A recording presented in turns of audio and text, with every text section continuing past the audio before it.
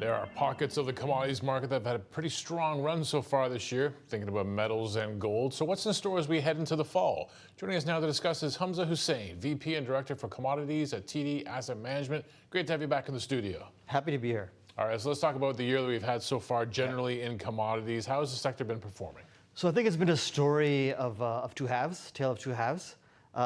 Earlier in the year, we suspected, and I think we can look back and look at the data, and it shows that there was kind of front loading of activity to get ahead of the tariffs. There was a lot of kind of manufacturing. You're pushing all those parts and those finished goods into the U.S. And look back at the data as well. You see, like Canadian GDP surprised to the upside in Q4. You had strong job numbers early in the year, so it kind of supports that idea.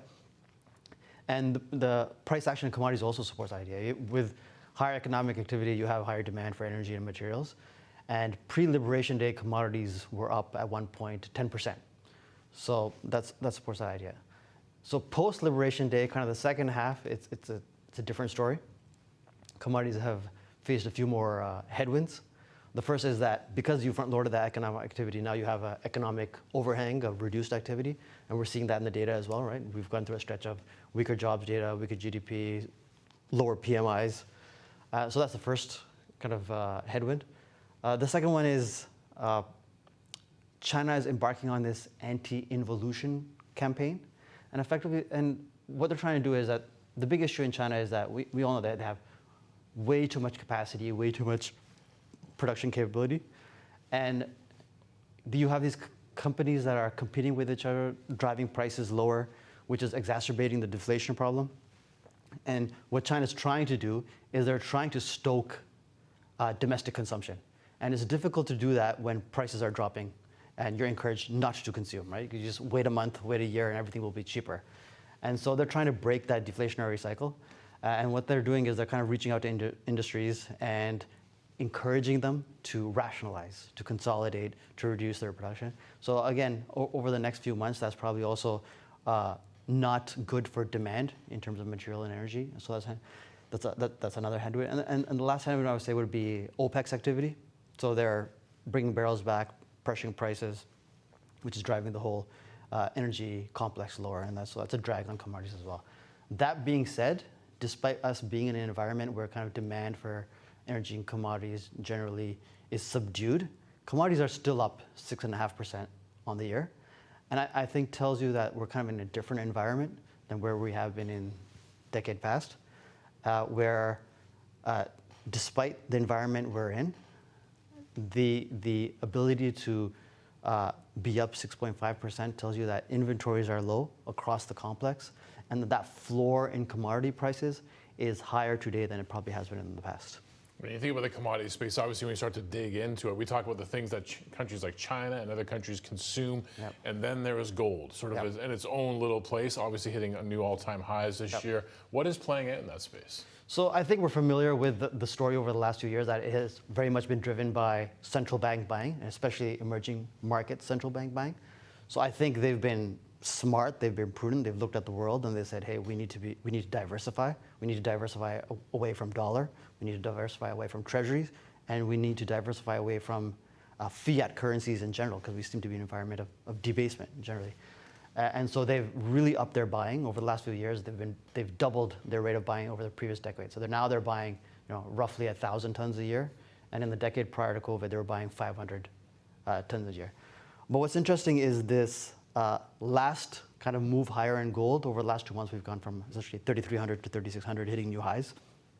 It has actually been very much driven by retail participation. And we can look at, and as a proxy for retail, we look at total gold ETF holdings. And so that is interesting because effectively over the last 5 years, the retail segment has been a net seller of gold. And so this is a turn. It's a change. It's a change in the fact that you've always had that central bank bid, but now you have the retail bid, which is joining in. So looking forward, we're still very constructive on gold. All those forces that are encouraging central banks to accumulate gold are still there, are still in play, and only seem to be accelerating over time. And so that central bank bid is kind of a persistent, almost price-insensitive bid, so that'll always be there. But what's interesting on the retail side is that what happens if the dollar continues to weaken? What happens if we lower rates? What happens if equities struggle? right? That buying by retail could actually accelerate, and so you have like further tailwind to higher gold prices. Interesting dynamics there. You mentioned oil briefly earlier, and you talked about OPEC and the Yeah. role, supply, demand. What's the outlook for crude? So oil is under pressure. It's flirting with $60 today, and it's definitely driven by OPEC behavior and more specifically Saudi. And so the question is why? Why are they doing that? Why are they taking a market that was balanced, right? Why we're taking a market that was in the $70 to $80 range, balanced, and pushing more barrels into that market and pressuring prices. And so we can't know their motivations, but we can kind of speculate. And I think it's like a bunch of factors that they're thinking, that they're taking into consideration. I think one of them is kind of currying favor with Trump. I think it's a little bit of pump for Trump trade. I think a second factor is, I think a little bit you want to punish those producers who have been kind of overproducing against their quotas over the last few years, like Iraq and Kazakhstan.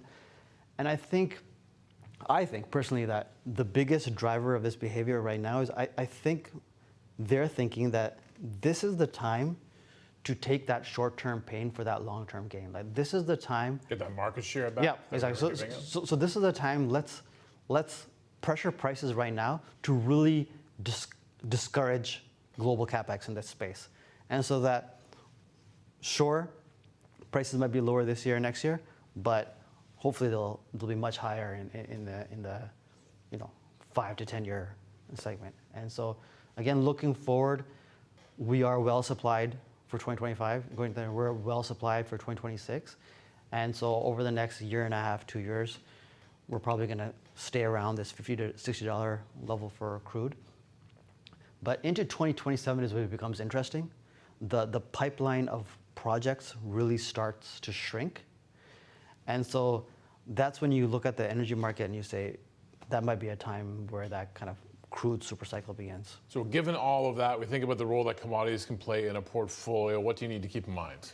So every portfolio benefits from an allocation to commodities. And the reasoning I divided up into kind of two buckets is the academic in nature, academic reasons, and thematic in nature. So on the academic side, it's all about portfolio construction, right? You're looking for that asset that has a low to negative correlation with your portfolio, that has positive expected returns. You add it to your portfolio, you make a better portfolio. And commodities is that. Commodities has low to negative correlation with bonds, with equities, with that 60-40 portfolio.